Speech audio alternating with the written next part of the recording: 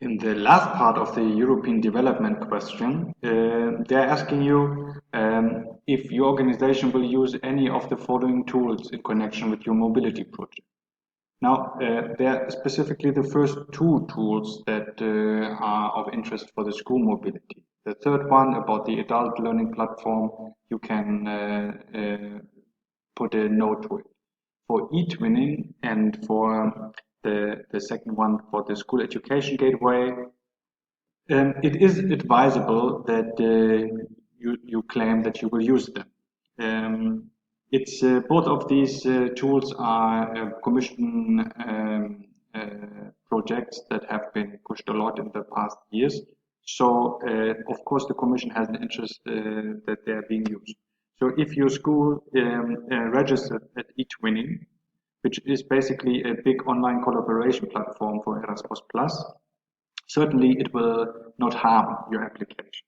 It is not mandatory, but I would say it is advisable for your school just to register at the website, maybe have a small profile, and maybe explain a little bit. You could say that you will use this platform to establish collaboration with other teachers, with other schools, and maybe even for students to learn from other students. So it's an online collaboration platform, which, as far as I have heard from teachers, is not widely accepted, but nonetheless, in order to strengthen your application, I advise you to write a few sentences that you will try to establish an online collaboration there. Similar for the school education gateway, I showed you this website previously in one of the previous videos about the function to look for courses. This is not the only function in this website. There are also other news and policy documents and policy information that you can find. So you could say that you have used it in order to identify your courses, that if you are following this website to learn about the latest policy developments in the field of science education, and that in the future,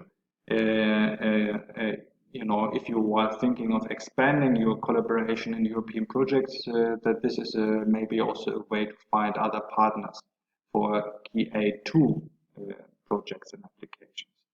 So this is, you don't have to write 5,000 characters about how you will use it. You can just make a few bullet points about possible uses and how this could be integrated with your mobility activities.